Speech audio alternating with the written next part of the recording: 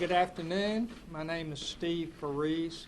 For the purpose of this meeting, I'm the spokesperson for the Bobo family.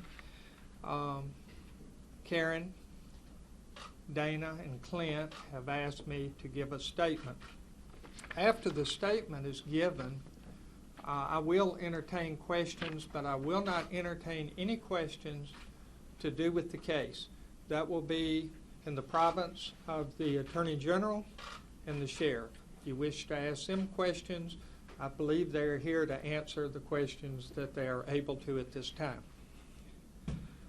Please remember, this is the family statement. This is not my statement. On behalf of Holly, we would like to thank everyone for their thoughts and prayers during this difficult saga. Our friends have been unwavering in their support, and the authorities have been diligent in their pursuit of justice. We will never understand the actions or the motives of those who took Holly from us, but we continue to pray that someone will have the courage to step forward and shed more light on this senseless tragedy. Those responsible will be afforded a trial. As an innocent victim, Holly had no such right. They can appeal the verdict if they choose to do so. Holly was given no such choice. Although in prison, they can breathe, see God's wonders of this earth, and visit with their loved ones. Not Holly.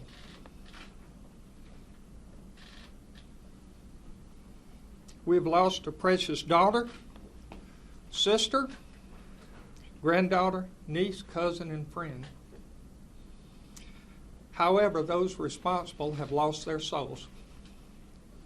Holly's soul is the one thing that their brutality could not diminish or extinguish. The family knows that Holly is in a better place, and we're comforted by that knowledge. We hope that no family will have to experience what we have endured. Our agony cannot be adequately described in words. For this reason, we respectfully request something circumstances have denied us, and that is privacy. We believe we have the right to mourn privately as a family and a community. We know the press and other media have jobs to do. And in fact, y'all have been very helpful in publicizing Holly's abduction. But now is the time for grieving. Please honor our request. The case is in the hands of the authorities, and we will not have any further comment as a family at this time. Thank you. If there are any questions concerning the family, we will try to answer them at this time. We may or may not. If there are no questions and y'all wish to speak to the Attorney General and the Sheriff, we will step aside. Does the discovery offer any closure for the family? Janice, as you know, that's part of the case. We cannot answer that question. As far as closure, this has been bittersweet. They had been informed previously of Holly's death, so they've run the gamut of emotions. They are comforted by the fact that they do have a definitive answer at this point. Since day one, the family has vowed to find Holly, and now it's been bring Holly home. Now that Holly has been found, how is the family coping with this new reality? I think they're coping minute to minute, hour by hour, day by day, as if any of us would in similar circumstances. Again, running the gamut of emotions that families go through. But I'll tell you this, I've never seen a stronger family. I've never seen a more dedicated family. I've never seen a family that wouldn't give up. I've never seen a family so full of faith. If there are no further questions, I will turn this over to the sheriff, and the sheriff will try to answer those questions that he can. Sheriff? Thank you, sir. I'm here today not as much as the sheriff, but as a friend of the family, and here to support the family. And you know, this is something that has touched every life in the county and surrounding counties as well. My new goal, my original goal was to find Holly. My new goal is to see to it that the people that did this are punished, and with myself and our partners, the TBI and the District Attorney's Office. I don't have much of a statement to make. If anybody has any questions, I'd be happy to answer those. Yes. Sheriff, are there any other folks involved? I mean, we have these 2 suspects in jail. What are your thoughts about other arrests? We believe there are, and other arrests will be forthcoming. How long that will take, I couldn't tell you, but we're gonna hunt these people until we find them. They can run, but they can't hide. Were there any other identifying materials or evidence at the scene other than the remains? Not to my knowledge. This question may be for the DA, but does the new physical evidence dramatically change the way you prosecute the case? Yes, it will. And that would be something for him to answer. Is there any way to tell how long she was there for? No. I'm not qualified to answer that. I'm sure they can, but I'm not a party to that information. I know last time we spoke, you mentioned you've been above that area in the air. Do you know, had it ever been searched by the ground? I have checked into that since then, and it has been searched a couple of times.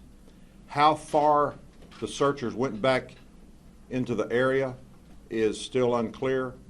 The scene is about 400 yards beyond the gravel road, or actually beyond the cell phone tower.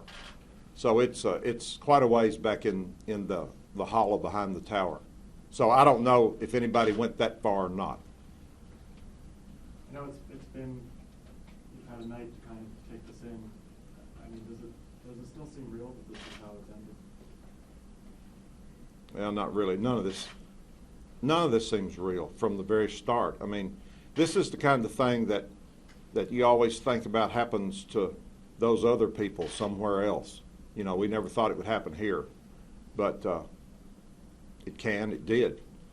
You know, we're not protected from crime anywhere we live, but we want to take measures to see to it that it's not done again. Sheriff, you mentioned the cell phone tower, and we noticed that, evidence keeps turning up around the family ping map, and we know that that's been disputed in the past. Can you confirm that the family has a ping map and it has to do with this case? I don't know if they have a ping map or not. When we did aerial surveillance on that area just a few days after the abduction, for lack of a better term, we were chasing pings is what we were doing.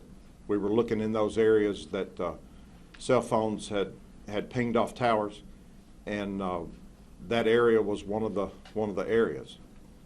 But at that time of the year, it was in April, the foliage had started coming out, and the foliage was too thick to really see the ground very well. If it had happened in January, we probably could have seen something, but not in April. The leaves are already on the trees.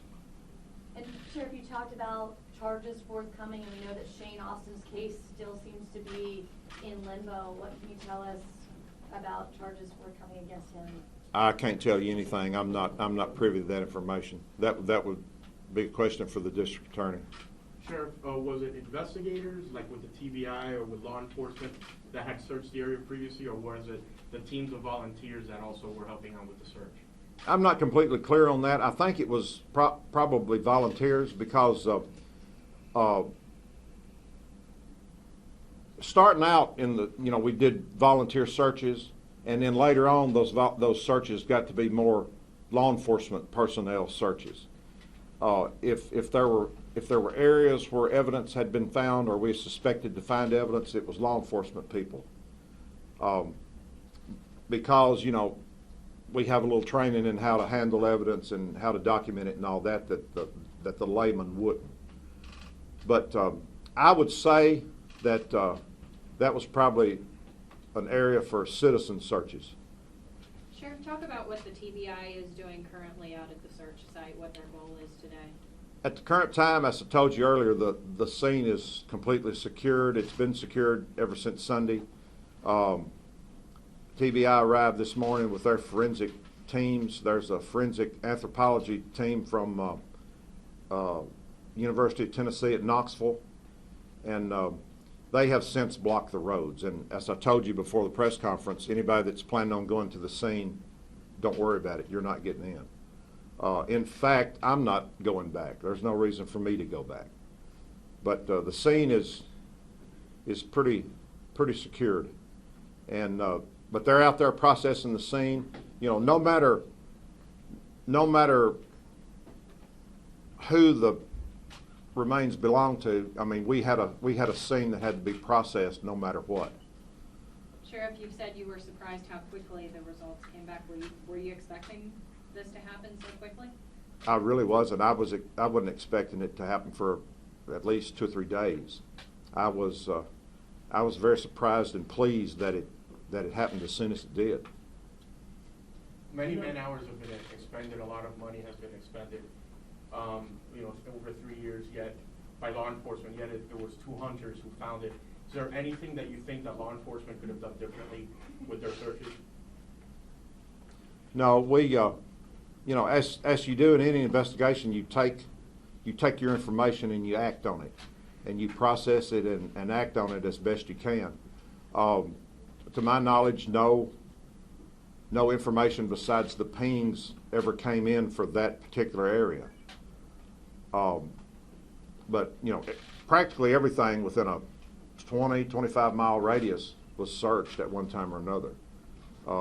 There were places in other counties nearby that were searched.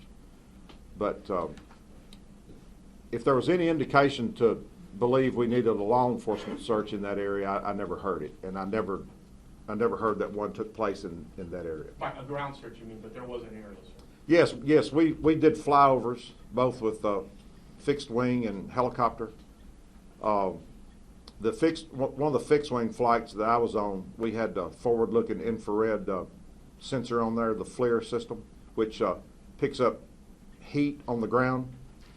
And as I mentioned earlier, the foliage was on the trees, and the FLIR wouldn't work. It wouldn't look down through the leaves. So we really couldn't see anything with the naked eye or the FLIR. Are those woods dense enough that someone wouldn't have been able to get an ATV or a four-wheeler or something like that back there? Yes, there's a log road that goes within just a few feet of where the remains were found, and it would be difficult to drive a car, truck, or something like that down there. If you had a Jeep or an ATV of some kind, you could get down to the area. This might be a TBI question, but will those 2 hunters be eligible for the reward money? I don't know. I've been asked that before, and I don't have a clue about that. I don't have a clue. What about, you know, the other day when we spoke, before you knew that it was Holly, we talked about the proximity to Zach Adams' house and the location, and you said, you know, if this is her, then that will be taken into consideration. How does that play into things now? Well, you know, it's as I said earlier, that, you know, you can get in your car and in 30 minutes you can be miles and miles from where you started. So, you know, our society is so mobile that, you know, distance don't come into play too much as it used to. However, you know, as the crow flies, it's about 6 miles. So that's not a great distance. And that, yes, will be considered, sure. Could we ask Mr. Stowe, could you address how this will impact the prosecution of this case moving forward? Well, that's a very easy question to answer. I came into office 9 days ago prepared to try a murder case with no body. I now have a body, so it's going to be much easier. I heard a couple questions, and I'll answer those that I can, but I want everyone to bear in mind that the time for talking is drawing to a close, and the time for action is coming fast upon us. So while we're here talking to you, we're not out doing our jobs. And so we're going to try to answer what questions we can today, and then we're going to ask that you understand that if there's an important development that we can share with you, we will call a press conference and let the public know. Otherwise, just know that we are out there working. There's many, many people out working on that site right now, and it will be some time before we know the full extent of everything that we've got. Have you decided whether you're going to pursue the death penalty? That's a decision that I will be making with the family and with the family's input, and we'll be working together very closely on it. It's going to be a very tough decision. We will go through all of the pros and cons, and I'll make sure that the family is fully informed of what they need to know before they make their decision, and I expect that their decision will be honored. Can you comment on Shane Austin's pending case? There are, as I know many people want to know, and we have often alluded to the fact that we still think there's someone else out there that we need to get a hold of, and we are working very hard on making sure that we do get a hold of them. And that's basically where we are right now, is trying to dot I's and cross T's and make sure that nobody escapes the net. That's where we are with the investigation. Are there any other questions at this time? Yeah, a couple weeks ago, there was an issue with getting Mark Piercy to court for his hearing. Has that been fixed in time for his next court appearance in a couple of weeks? That's an issue that we'll be getting into in the next week. Some of our decisions in that case may be affected by some of the things that we've just have just been found. So I'll have an answer for that question, but not today. If there's nothing else, again, like I said, the time for talk is over. It's time to go do our jobs. So we're going to go do our jobs, and we will see that justice is provided to this family before we're finished. Thanks, and have a great day. Steve, can we get your name, please?